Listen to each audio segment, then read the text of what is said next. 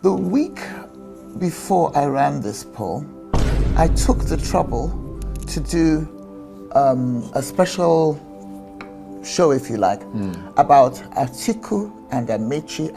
I know both of them. I've met both of them. Ameachi I used to be quite close to, and I know their strengths, okay? So I just thought, because, you know, I'm obedient. Let me forget about Peter. Don't even really mention Peter. Let's look at what Ameachi and Atiku can offer if elected. So I did this program talking about the good things about them, and then I posted the poll. And I was shocked by the results. As you said earlier, Atiku only got 7%, Ameachi only got 6%, and 87% said they didn't want either of them. Just my people, as the halt, it don't happen though. This video will prove to you that Atiku Abubakar and Rotimi Ameachi, they should not contest under this ADC, or rather they should not even try as much as possible to become the presidential candidate of this ADC, because this poll that this woman conducted has proven a lot, and it has shown to the world that Atiku and Rotimi Ameachi, Nigerians don't want them at all, because they have posted the good side of these two people, and also ask the women in Nigeria, say, after listening to this good side of these people, do you still want these people to become your president? Everybody say no. Only 6% now say yes for Atiku or so. Then 7% say yes for Rotimi Ameachi. Then 96 or so said they want Peter Obi to become the president. Just watch this video, watch the full analysis. Please make sure you are sharing this video so that other people will be aware. And drop your thoughts in the comment section. Now, look, we all know that polls can be inaccurate. But I didn't select the people who took this poll. It was totally random. Yeah, because I was going to, I don't mean to interrupt you, I was going to jump in there. You kind of ruined it by saying you're obedient. So a lot of people would immediately roll their eyes and say, well, if you're an obedient... I would say that, wouldn't I? Yeah, it's very likely that you would be inclining in that direction. And let's be clear that it's not an absolutely scientific poll. It's not scientific. But it was an online poll you conducted amongst those who subscribe to you or you know, your channel and so on. Well, in that regard, just tell us a bit more about the methodology that you used. Well, to be honest with you, I don't know what methodology X or Facebook use with these polls. All I know is that it's a resource that's available to anybody. You could do one tomorrow asking people, you know, do you think I'm handsome or ugly? Do you know what I mean? Right. You can throw any questions out there to the general public. And anybody in any part of the world can respond to it. Exactly. Right. Where I would say there's probably some kind of bias is that the people who are paying attention to your videos and your posts, i.e. things like polls, are likely to be people who already have some kind of affinity with your thought processes and political preferences. Yeah. And we all know that even in the Western world, where they have much more scientific polls, like Mori and Ipsos in the UK, they still get it wrong. They still get it wrong sometimes. Yeah. Yeah, but I mean, I understand what you mean. I mean, it's very important because it's not really fair on Ameachi and Atiku for us not to be absolutely clear on what the methodology is and what particularly the sample size, how representative they were. Because if it's something you throw open on Twitter, anybody anywhere in the world could respond to it. I mean, they could, you know, people could just respond. I mean, although you're right that it tends to be narrowed to the people who tend to follow what you're doing, or people who kind of cock an eye to what you're doing. And those people are more likely to be obedient, aren't they? Well, I'll also point out that trolls who hate you and support the other side are also likely to keep an eye on what you're doing. And there was nothing to stop 10 million trolls from participating in this poll and saying rubbish, rubbish, Atiku is fantastic, Ameachi is fantastic. And I didn't mention Peter. I think, so, you know, it's random. I think what polls do is they're a snapshot. They're a snapshot of a particular demographic at a particular point in time. They are not the end all and be all. If you run the same poll with the same group of people or on the same platform, on another day, you might get different results. But it is very interesting that Rufai, your colleague from the Morning Arise show, had pretty much the same results. Yes, I saw that. In fact, we had that on the screen just now.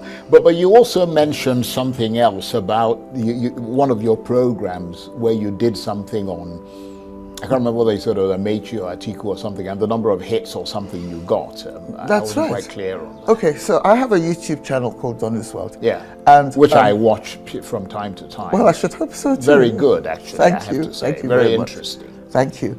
Well, I watch prime time, so thank you. So we'll start a mutual admiration club, shall we? Well, what happens is that when you pick a certain topic that is massively appealing to the public, again, the random public, anybody can tune in and watch your show. YouTube is very democratic in that way.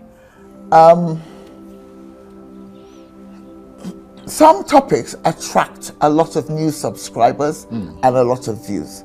For example, when Prince Harry and Meghan visited Nigeria last year, I did a couple of shows on them, and there was the responses were off the wall, thousands and thousands.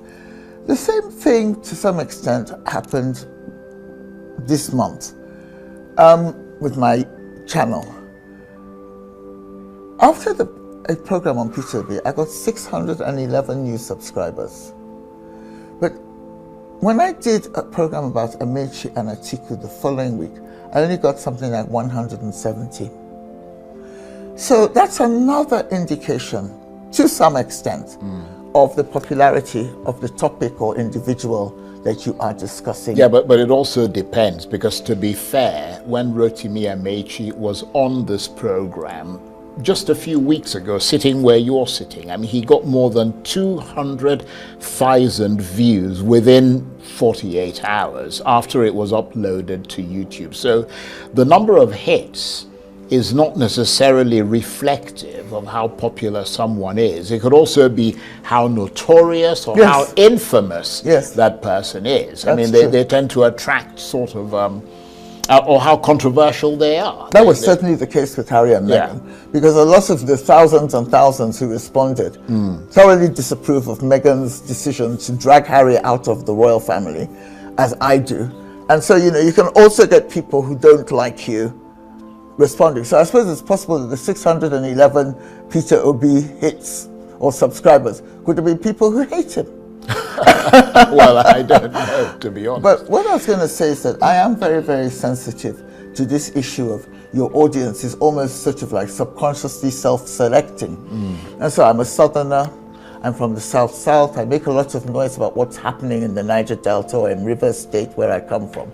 And so, and my mother's from the Southeast. And, I'm a Southern person. And so I also have a lot of Yoruba friends from the Southwest. I'm not saying I don't have friends from the North, but, my demographic is quite heavily weighted towards the South. So I'm quite aware of the possibility that my audience is not northern enough. There's not enough of a balance or a mix. And I'm doing something about that. I'm actually arranging a poll for Kano, Maiduguri, and places like that. And I'm trying to find a way of making sure there's enough inclusion so that, so that we reflect the views of people who are not from my side of the country. Right. No, that's a good point. I mean, but there is obviously the issue of public trust, isn't there, which remains a big issue, because I've seen other sort of polls that looked at Atiku and Ameachi and El Rufai and all that, and that was a big issue, the question of public trust, but which Obi seemed to have in abundance, and I'm wondering whether you found that in your own sort of experience. I just find that Peter Obi is way and above the most popular politician in Nigeria today, and has been for the past 3 years. I'm talking about from the year preceding the election, when he left the PDP to become a candidate in his own right. I also would like to remind everybody that Peter ran alongside Atiku in 2019, and they didn't do that well. So there's something about Peter on his own that seems to work. Right. Now, when I go to other places, like I went to Sierra Leone recently, lots and lots of people said to me, do you know Peter Obi? Once they found out I was Nigerian, Sierra Leoneans.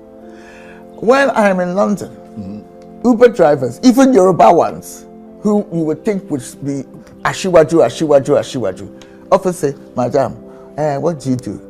And I tell them, and they say, do I know Peter Obi? That Peter Obi is their man. So I just think he's very, very popular. Do you know what I think? This is a very radical thought, I suppose. I think the only other person who could possibly have gained this kind of traction if he'd had the opportunity to run would have been Oshibajo, the former vice president. I think if the APC process had thrown Oshibajo up, I think he could have given Peter a run for his money in terms of public perception and popularity. But I mean, are you at all, because you talked about the fact that Peter Obi ran with Atiku in 2019 and they didn't get anywhere, but then when he ran on his own, he kind of chalked up quite a lot of votes. I mean, are you at all bothered in that regard by the political bedfellows that Peter Obi is now wallowing with or forced to join up with in this coalition? To be honest with you, I was very concerned and still am concerned to some extent. And I know a lot of Obedients are really, really, really unhappy about this issue about bedfellows. But the thing is, can Peter win on his own? Can this country be delivered from APC rule by Peter Obi as a single entity, a solo entity? I don't know, but it's always the safety in numbers, okay? And I think it's almost impossible to be a member of any club or alliance in which you like everybody who's involved. It was the same thing in 2013, 2014, when was it ACN and CPC were coming together to form the APC. Look, most people are only interested in Buhari because Buhari had this image of being a man with a ramrod straight spine who didn't take nonsense, was very, very allergic to corruption.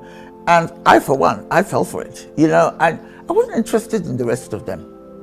And most people I know who supported Buhari had the same thing. It was like, oh, well, all right, if we have to put up with Tinubu as well and this person and that person, fine. But the real person we want is Buhari. I think at that time they said by himself he could command 12 million votes from Talakawas, which is poor people in the north, the masses. And I think Peter's a bit like that. You know, by himself he can command millions of votes. And there are some good people in the ADC alliance, just like there were in the APC. I mean, it wasn't only Buhari who commanded my respect in 2013, 2014. And it isn't only Peter who commands my respect now. But there's definitely going to be a lot of people dotted around whom you really rather not see standing